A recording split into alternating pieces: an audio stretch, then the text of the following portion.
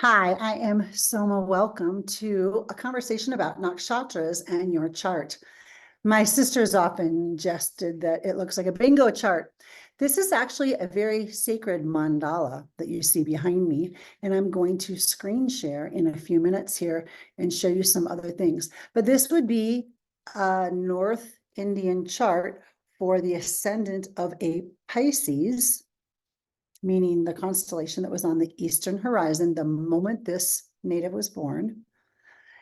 And so it sets Pisces in the first house, second house. Oh, sorry, it goes up there. Can't see it with my screen. First house, it says H1. Second house is up. Third house here where it says H3. And then fourth house right behind me.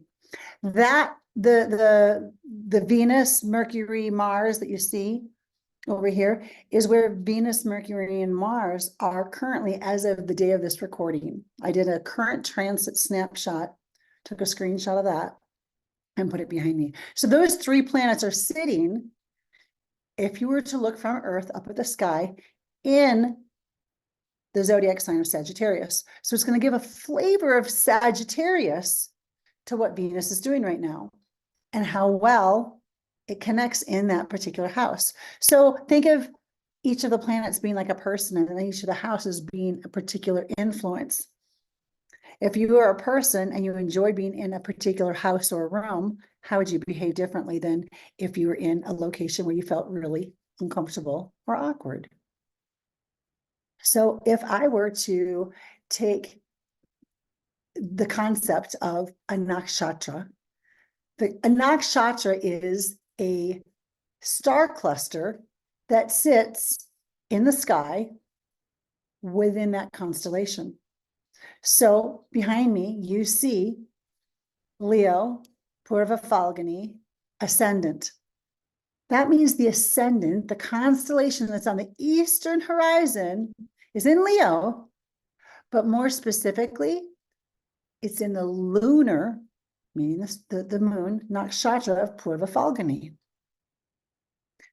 I know this might be confusing. The easiest way to understand this right now is our moon moving into Pushya in the house of Cancer while it's a full moon. Pushya is seen as a nakshatra, a star cluster, with a flavoring of a nurturer. Now, this is what a chart looks like of somebody who is a Leo ascendant. That's why we have ascendant Leo. This chart does not give us what the nakshatras are of this particular native, but it does tell me how this Leo ascendant may relate to what's happening in the sky for them right now. This Leo ascendant has things going on with the mother, with their own mothering, with lessons about the feminine energy, emotions in their 12th house, endings, completions, culminations.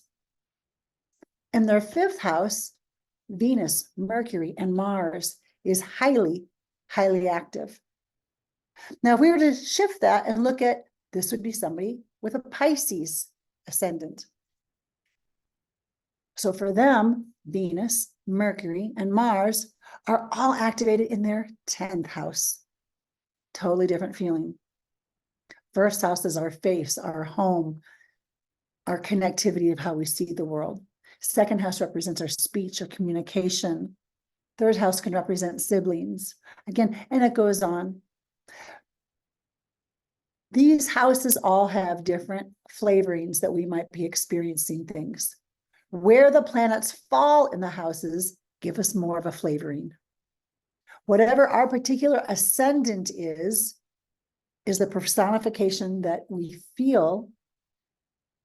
And wherever the moon is in the sky currently is shining energy into a particular avenue or area of our life.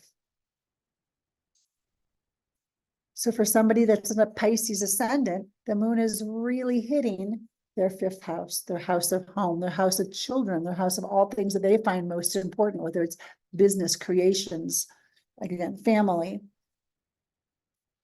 And the different nakshatras represent 27 different star clusters that make up the 12 zodiac signs. So for each zodiac sign, there's 2.5 nakshatras. And as the moon travels through each of these nakshatras, as the planets travel through each of these nakshatras, there's a flavoring, there's an experience. The sun in Shravana feels very different than the sun in Mula. Mars in Purva Ashada feels very different than Mars in Bharani. We aren't subtle enough right now to really understand this. We see, what's your sun sign? What star were you born under? As almost more recreation. I would love to have an opportunity to really dive into your chart, to really understand the truth of who you are. Because I think that when we can discover why and how we respond in certain situations, it can give us so much more power over those responses. So as a quick recap, 12 different zodiac signs in the sky, and each one is divided into 27 different nakshatras. And each nakshatra has a very empowering planet that rules it, guides it, gives it an essence. And where that is in the sky throughout the course of the 27 days, every month, 27 days, really helps you understand your particular nuances. Thanks for joining. Let me know if you have any other questions. I love doing these quick videos. Namaste.